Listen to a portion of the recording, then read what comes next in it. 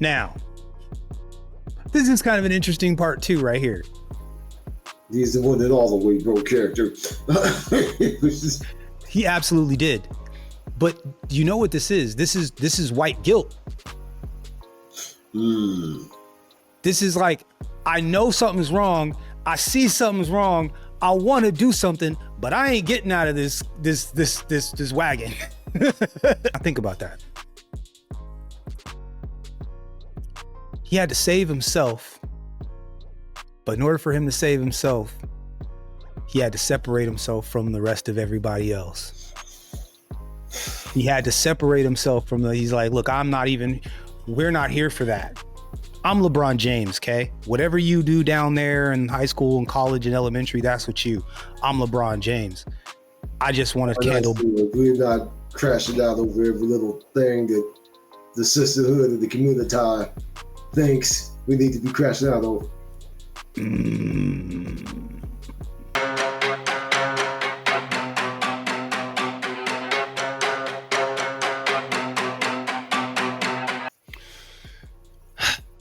Interesting. Do you think me describing the NFL as a modern day plantation, do you think I'm being hyperbolic? Like, is it? You don't think so? They're just a different commodity.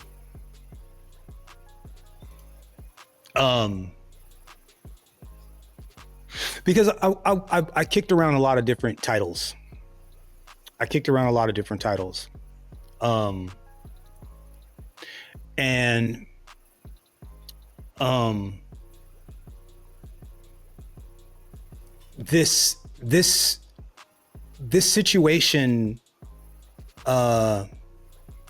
This situation fits so well.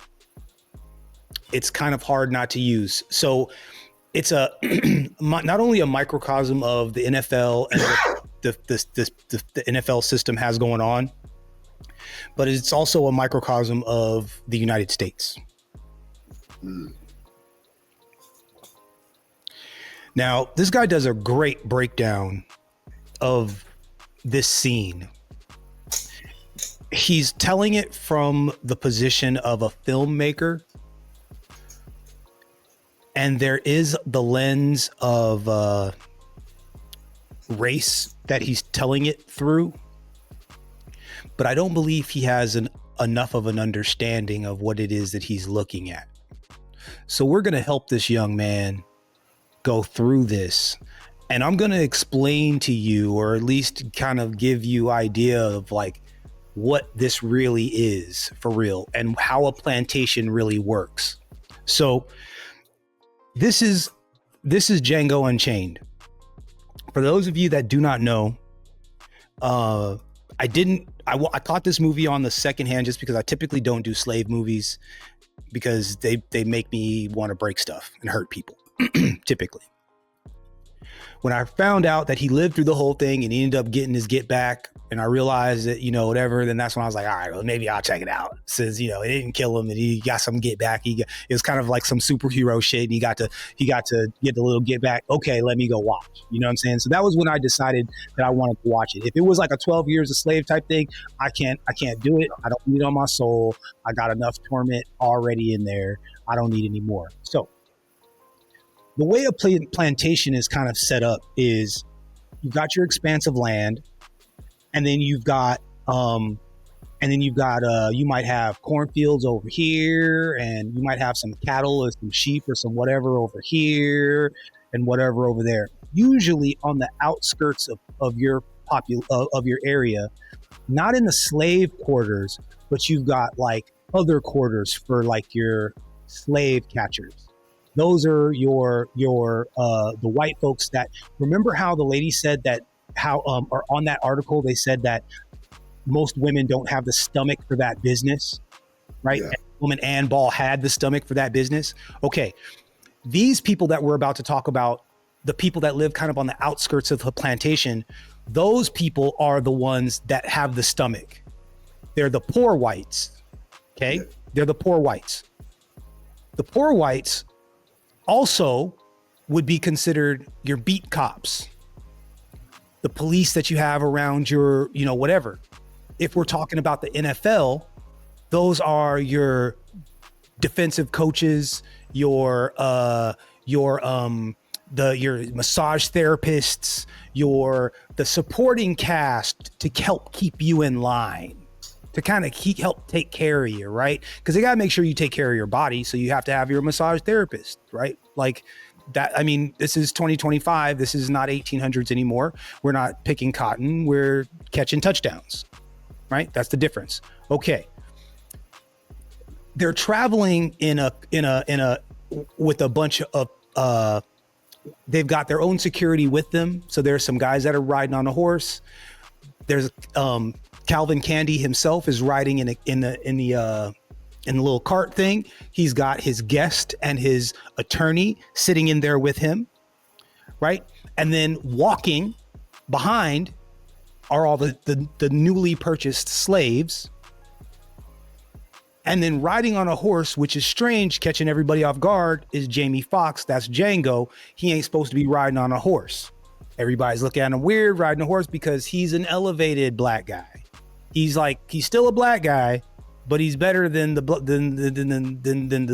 folks that are down on the street level, right? He's clearly a different black, right?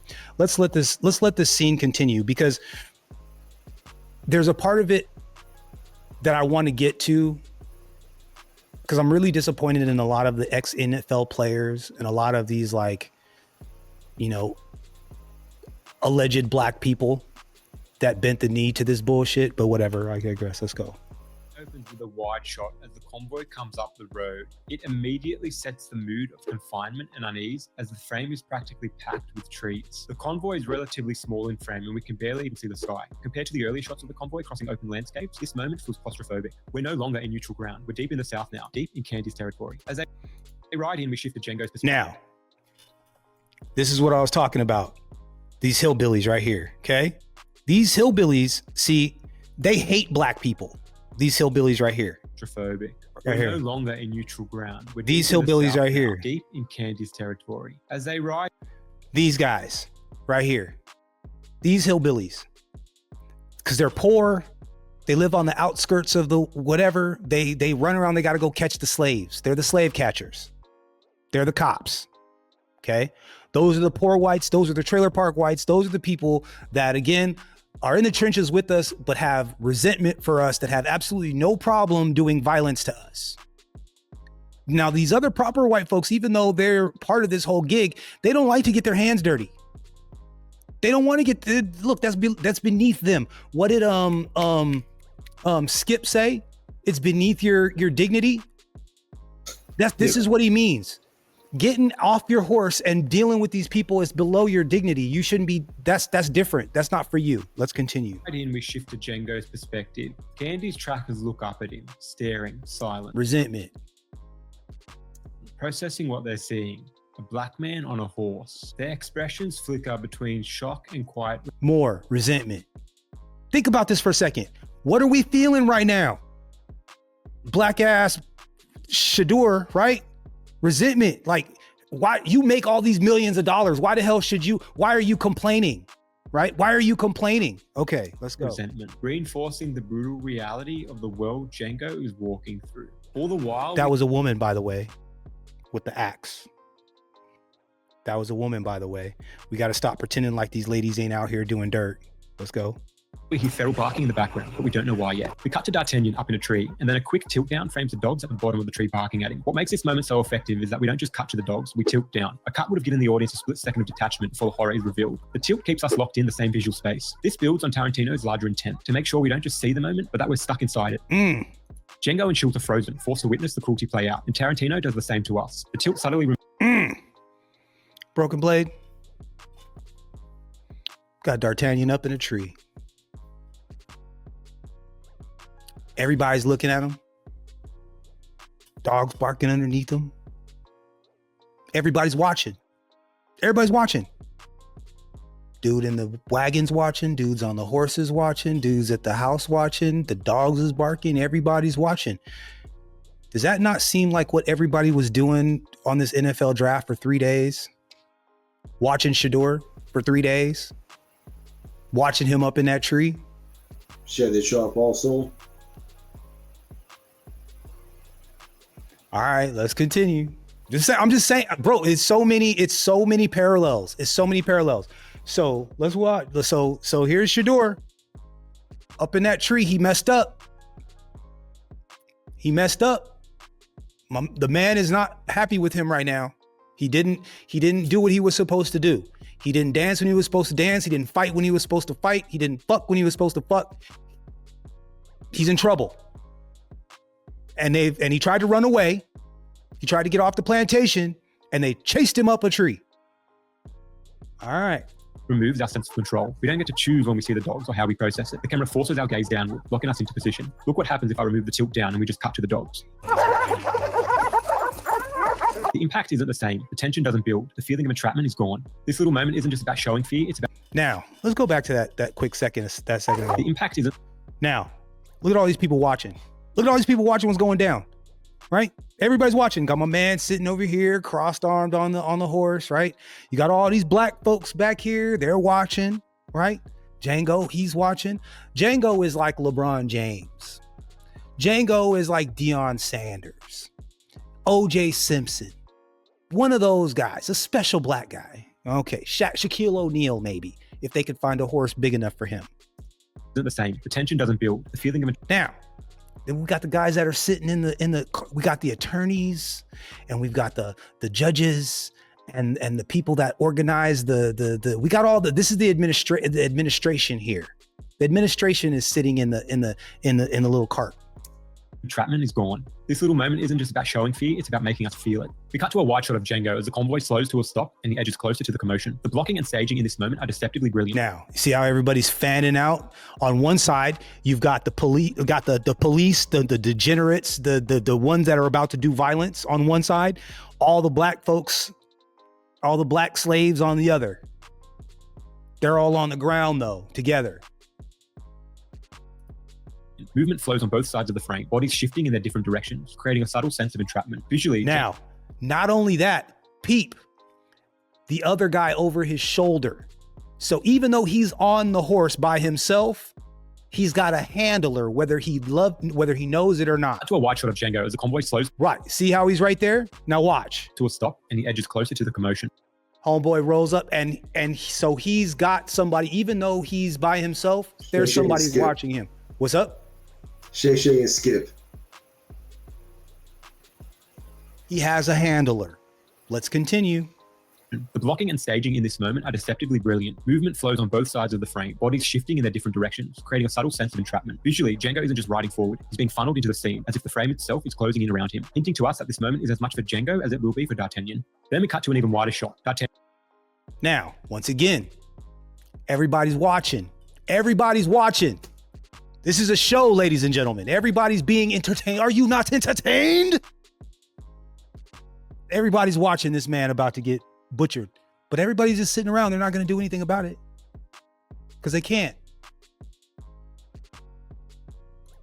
Candy clinging to a tree, center of frame, with Candy, Django, Schultz, and Candy's men settled in the foreground. But Tarantino makes a crucial decision here. He doesn't bring us close to D'Artagnan. Instead, he holds us at a distance with this wide frame, forcing us to observe him like a spectacle, just as Candy and his men... Like a spectacle, imagine that. The framing turns this moment into something chillingly passive. Now, let's go back to that scene, just real quick. Wide frame, forcing us to observe him like a spectacle, just as Candy and his men do. The framing turns... Right here, look how comfortable he is. Look.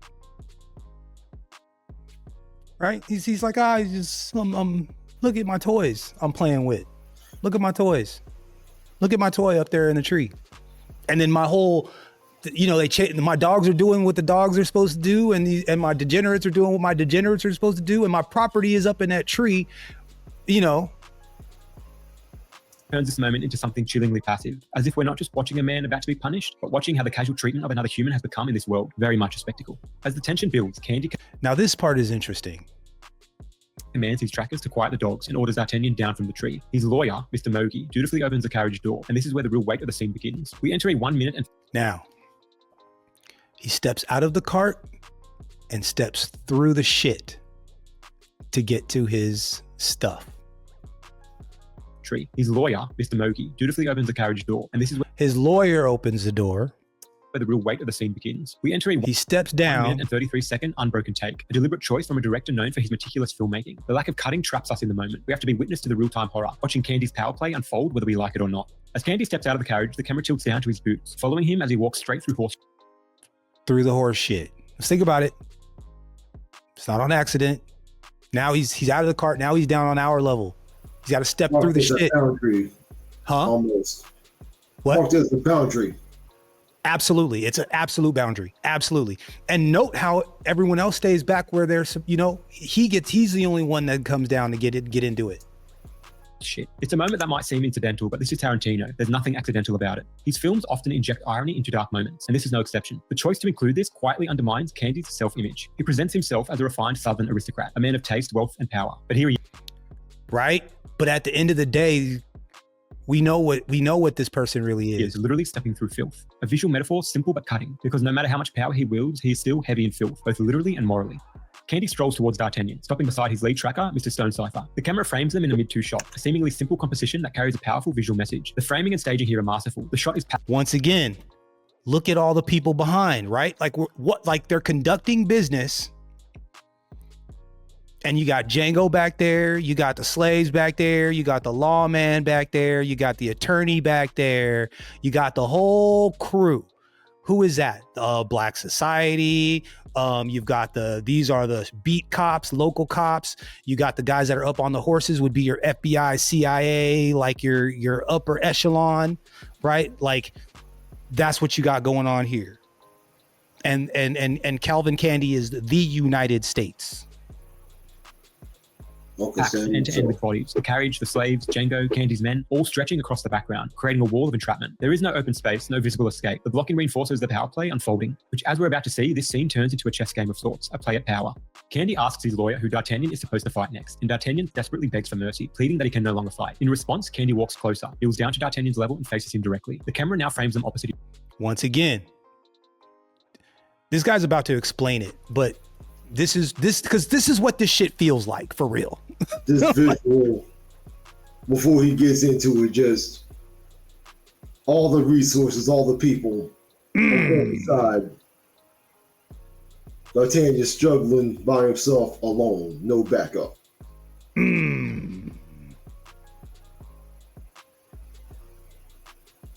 But Broken Blade, he could just get up and run away, right? He could just leave, right? There's nothing holding him there, right? Yeah. Each other in a wide shot. The composition is masterful. Say what? The attack dog stick on him. Yeah. Beyond just being a confrontational angle, the framing quietly reinforces the power dynamic at play. If you split the frame in half, a clear divide emerges. On Candy's side, his men and the dog stand behind him, a physical embodiment of his authority. On D'Artagnan's side, nothing, emptiness, isolation. The visual contrast is striking. We don't just see his helplessness, we feel it. The audience is given front row seats to what's unfolding, and we know it's only going to get worse as Candy delivers the line. I'm in trouble now, son. And then, with the calmness of a businessman settling a debt, he begins to rationalize the cruelty about to unfold. Well, I paid $500 and I expect to get 5 fights out of him before he roll over and play dead. D'Artagnan cost him $500. If he isn't going to give Candy at least 5 fights, $500. We just talked about the cost and what a slave cost at that time. $500 is a lot of money for a slave. That's at the top end at the time. So he would expect, I would imagine, to be able to make his money's worth, whatever that means. And he's supposed to be fighting for whatever. So, well, there must be consequences. Candy steps up and turns around, and the camera dollies upward, reframing to capture the full entourage gathered before him as he explains the situation. Now, why do I think that this is interesting? I think that this is interesting because everybody's sitting around watching the same goddamn thing, trying to pretend like it's not what it really is. That is my issue. That everyone is sitting around watching what this stuff is, and everyone pretending like it's not what it really is. Everybody sees the same thing. Y'all are looking at the same bullshit, but you're either sitting on the horse, you're either standing on the ground, or you're sitting in the little carriage. but we're all looking at the exact same thing. Let's continue. There's a noticeable escalation in his voice now, a shift from casual cruelty to something more performative, theatrical. What makes this shot so effective is how Candy seems to command not just the room, but the camera itself. Throughout this long take, the audience isn't just a witness, we're trapped. The unbroken shot keeps us locked into the rising tension, giving us no relief, and to what end we don't know yet. But more importantly, we're not allowed to move unless Candy moves. The camera is bound to him, tracking only when he shifts, reframing only when he dictates. It's a subtle but powerful cinematic technique that communicates exactly what this scene is about, control. In this moment, Candy holds all the power over the space, over D'Artagnan and over us. And Tarantino's camera makes sure we feel that. This is interesting, right? Candy maintains all the power, maintains all the whatever, right? How is that very much different than what we're just been talking about? Like the NFL, like if they didn't want it, if homeboy ain't playing, he ain't playing. Like if he doesn't, they can take it all away. He could go undrafted. He could go full-blown Kaepernick and not be able to play a single NFL snap. He could have gone undrafted, bro. Like he very well could have gone undrafted. Power on a visceral level. But what makes this scene so compelling is that control, that dominance, is about to be challenged. Within this 1 minute and 33-second long take, Tarantino weaves together a quiet masterclass in visual storytelling. We move through an insert shot, a wide shot, a mid-2 shot, a wide-2 shot, and finally an over-the-shoulder wide that drives home Candy's dominance. It's a brilliant stretch of filmmaking, loaded with meaning, and yet it often gets overlooked amidst the film's more explosive or emotionally charged moments. We finally cut out of the long take. Now, this is the interesting part. Now, again, I struggle with this. I'm not helpless. I don't pretend to be helpless. My instinct was when I started realizing what the NFL was, my instinct was I'm not going to support it anymore. I'm not going to watch a game. I'm not going to spend $1 with anybody that supports the NFL if I can help it. I try not to buy food on Sundays so that I don't contribute to Sunday anything. I don't even want to contribute to the economy on Sunday. That's how much I hate the NFL. I'm not joking. You won't find me in a bar generally you won't find me in a bar. I won't say it's not possible, but you won't find me in a bar playing NFL football on a Sunday day. It's not something that I do. If I'm hanging out with some friends that happen to be there, that's one thing, but I try not to even participate. That's how annoyed I am at the NFL personally. Let's continue. Specifically on the line where Candy pointedly asks, So what about my $500, huh? It's a shift, both in the camera and in the psychology of the moment. The line primes the audience for what's coming next, signaling that the performance is over and the punishment is about to begin. What's up, Michael You J? know what reimburse means? As Candy turns back to D'Artagnan and mockingly asks if he even knows what reimburse means, Tarantino does something deliberate. He breaks the 180-degree rule. For those unfamiliar, the 180-degree rule is pretty cool, actually. But it's meant to intentionally unsettle you, right? So it's like everything has been like always, looking at the person from this side, 180 on this side. Yeah. And then all of a sudden you flip over here. Your brain has a problem dealing with what just happened. Yeah. Like it initiates almost a visceral reaction. Most filmmakers don't do it unless they absolutely intentionally do it on purpose in order to comics. In order to they want to actually annoy you. Like they want to intentionally put you in a situation where you're confused almost. Like it resets your brain for a second because the way you remember stuff it's not where it was. So you question your own eyesight, if that makes any sense. It's intentionally done to unsettle you. Done too much and done in not the right places will make people absolutely hate your film, by the way. It's that big of a deal. 180-degree rule is a basic filmmaking guideline. Imagine an invisible line between two characters. The camera should stay on one side of it. This ensures that characters always appear to face each other on screen, maintaining spatial continuity. But here, all of a sudden, Candy is looking framed right to left, where previously, when speaking with D'Artagnan, he was looking framed left to right. It can be disorientating, and that's the point. And notice when it happens, only when Candy begins to insult D'Artagnan's intelligence. This isn't just a stylistic flourish. Directors often cross the line to create disorientation, reflect a character's fractured mental state, signal a power shift, or reveal new information. But here, to me, it's a psychological reveal. The line cross subtly cracks open Candy's performative facade, giving us a glimpse into his twisted delight in the cruelty he's about to inflict. We cut to a close-up of Dr. Schultz, and a slow creeping zoom in on his face tells us everything. This is getting to be too much for him. What makes this moment so compelling is its irony. Just minutes earlier, Schultz warned Django not to antagonize Candy, urging him to stay in character so they wouldn't blow their cover. And yet now it's Schultz who breaks character, overwhelmed by... Now, this is kind of an interesting part too, right here. He's the one that all the way broke character. He absolutely did. But you know what this is? This is white guilt. This is like, I know something's wrong. I see something's wrong. I want to do something, but I ain't getting out of this wagon. I know that's fucked up. I'm sorry. I hate to see it. I would pay somebody to stop doing it, but I'm not going to get out of this wagon. That is white society. I'm not racist. Like, I'm not racist. I'm not racist. I'm just going to pretend that I don't see all this other stuff that's going on. This is my issue. This is why this is such an appropriate microcosm, because shit, he was willing to pay $500. He was like, hey, I'll pay you $500 to stop what you're doing so I don't have to watch it anymore. When I leave, you can go ahead back to whatever it was that you were doing. But while I'm sitting here and I can see it, I'll pay you to stop. You see how crazy? Fair, though, in the defense of white people that do know this bullshit, want to call it out, they'll be put on the chopping block too. Oh, for sure. That's why they don't get the hell out of the car. That's why they don't get out of the wagon. They stay their ass right in the wagon. Right? Because we know what happened to the abolitionists. Maybe we don't know what happened to the abolitionists.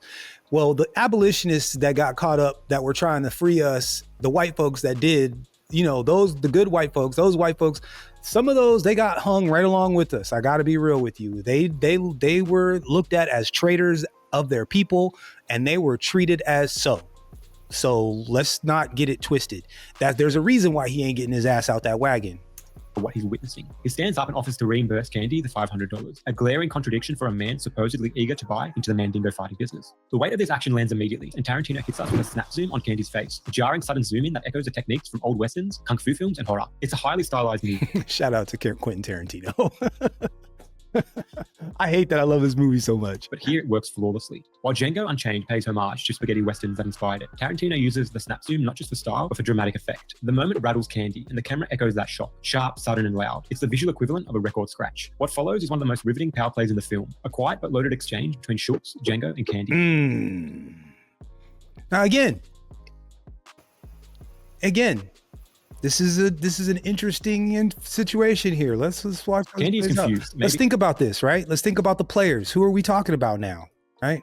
The big bad NFL, the superstar player, and then maybe a white head coach, maybe a white talking head, maybe, I don't know, this Kuiper guy was like, seems like a lot of these guys are like, God, why are you picking on Shador? What did he do for real? You know what I'm saying?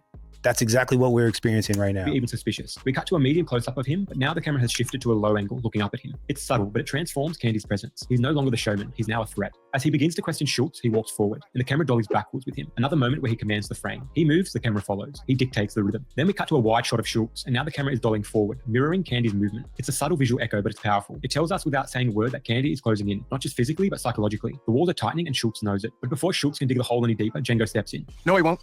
He's just tired of you toying with him, is all. Matter of fact, so am I. Right? Real quick off topic, you might put this video in the chat. I want to follow this. Oh, this one? Yeah. Yeah. This is a great breakdown. It just doesn't have the cultural parts, because he's just talking about just the actual cinematography part.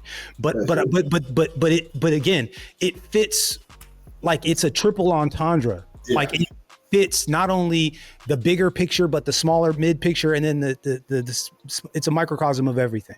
Let's go. The moment grinds to a halt. The dolly shots stop. No camera movement, just static, locked off frames. It's a visual cue that the power has shifted from Candy to Django. Up until now, the shots of Django have been looking slightly up to him. But in this moment, the angle shifts to something even more deliberate. It mirrors the same framing we just saw on Candy when he was questioning Schultz. Django is perched on his horse, literally and figuratively above the others. And now the camera frames him with a similar authority. He's calm, in control, and with his one line, he reclaims the moment. But we ain't paying a penny for that pickaninny. Ain't got no use for him. Ain't that right, Doc? Candy's pressure does. Now think about that. He had to save himself, but in order for him to save himself, he had to separate himself from the rest of everybody else. He had to separate himself from he's like, look, we're not here for that. I'm LeBron James, okay? Whatever you do down there in high school and college and elementary, that's what you. I'm LeBron James. I just want to handle. We're not crashing out over every little thing that the sisterhood and the community thinks we need to be crashing out over. And voting the way they assume we need to vote.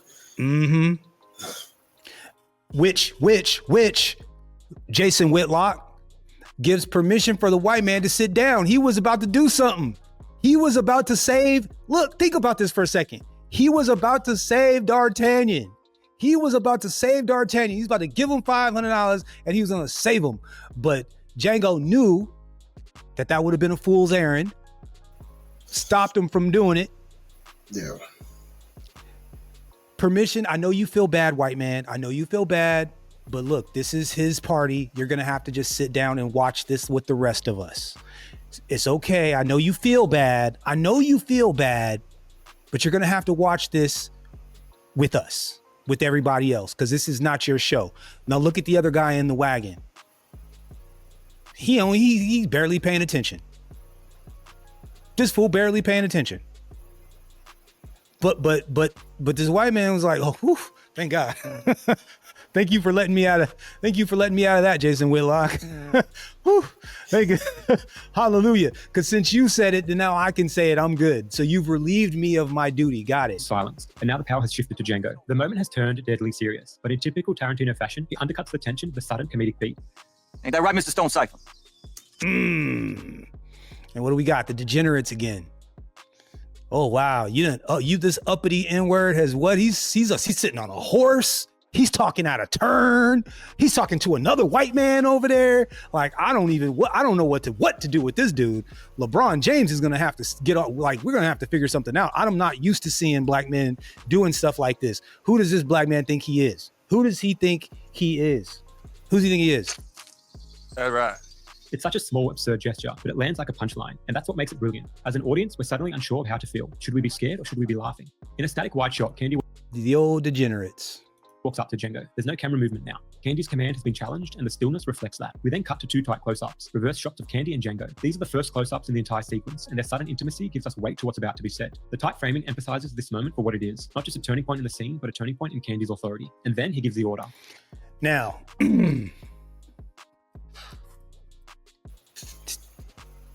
tell me this is not the NFL draft.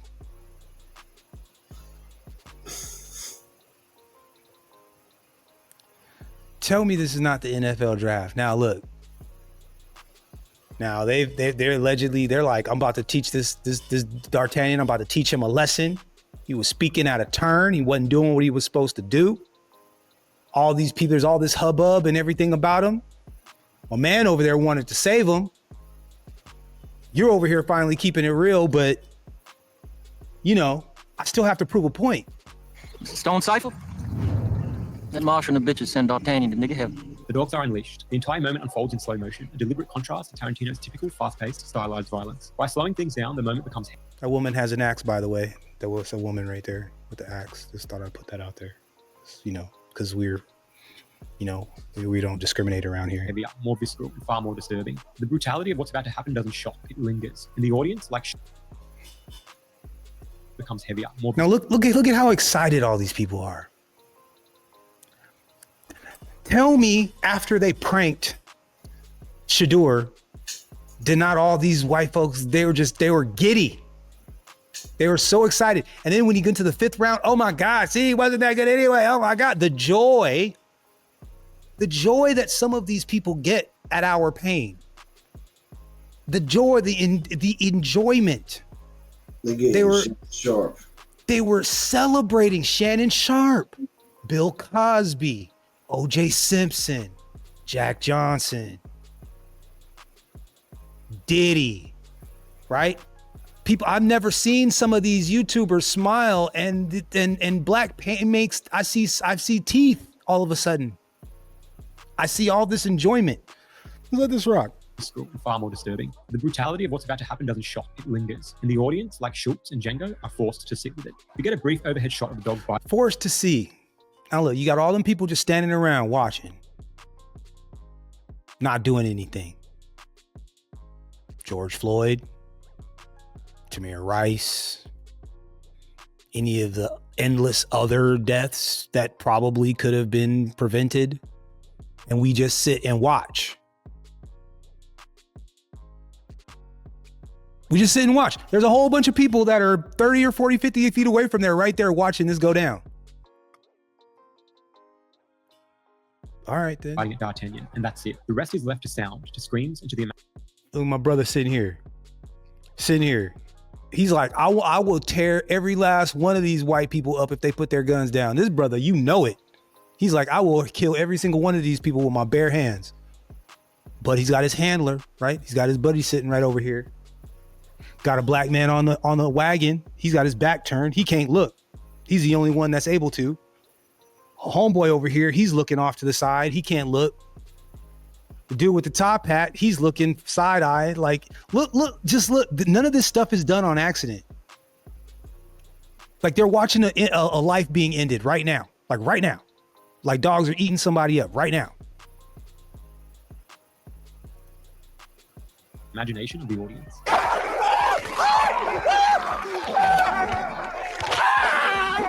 It's a disturbing choice, precisely because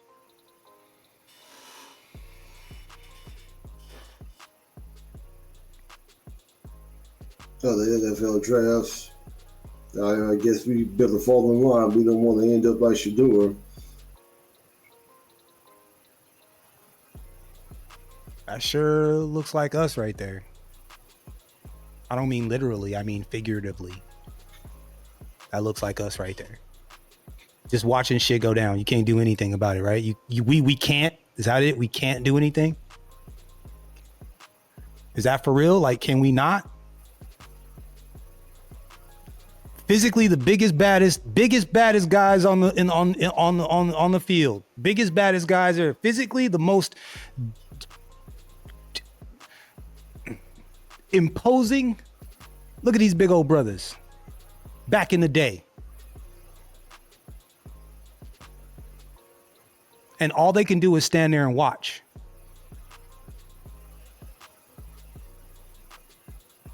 That is the feeling I get watching this bullshit. And I want to say, F the NFL so bad, and I want all these brothers to just not play. I wish they would just not play. I really do. I wish they would just wake up tomorrow and be like, you know what, man? Let all the white dudes have it. Y'all got it.